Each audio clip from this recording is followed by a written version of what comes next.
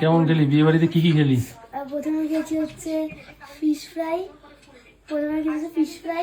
তারপরে স্যালাড, তারপরে ভাত, মুগ ডাল, বেগুনি, তারপরে কি চিংড়ি, দই কাতলা, মাটন, চাটনি, পাঁপড়, মিষ্টি। ওর বলতে বলতে ভিডিও 2 মিনিট হয়ে গেল।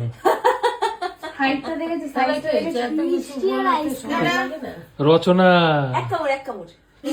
আজকে সকালবেলা এই একজন বলে কি যে আমার পেটটা ব্যথা করছে, দাঁড়া বলে কি আমার পেটটা ব্যথা করছে, হ্যাঁ বলে আমার পেটটা ব্যথা করছে, হ্যাঁ আমি কিছু বাইরের খাবার আর খাবো না। কত ডায়লগ, মানে একেবারে বিশাল ডায়লগ, সেই মনে হচ্ছে সম্মেলনে একদম স্টেজে উঠে ডায়লগ দেওয়ার মতো।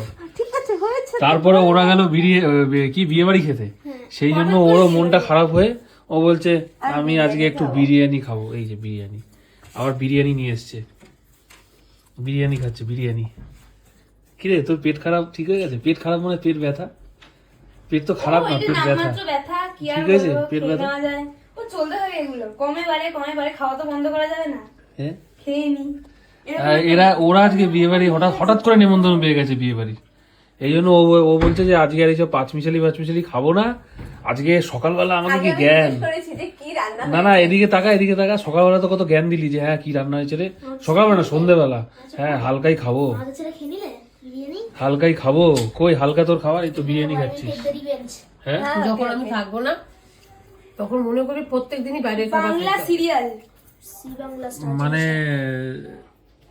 স্টার জলসা এবং জি বাংলা সিরিয়ালের কথা মনে পড়ে যায় যখন মা পছন্দ করে ঘরোয়া না বাইরে রান্না। হ্যাঁ এটা ঠিক, ও কিন্তু হেভি মানে মুখরোচক জিনিস খেতে খুব ভালোবাসে, সবাই এরকম ব্যাপার।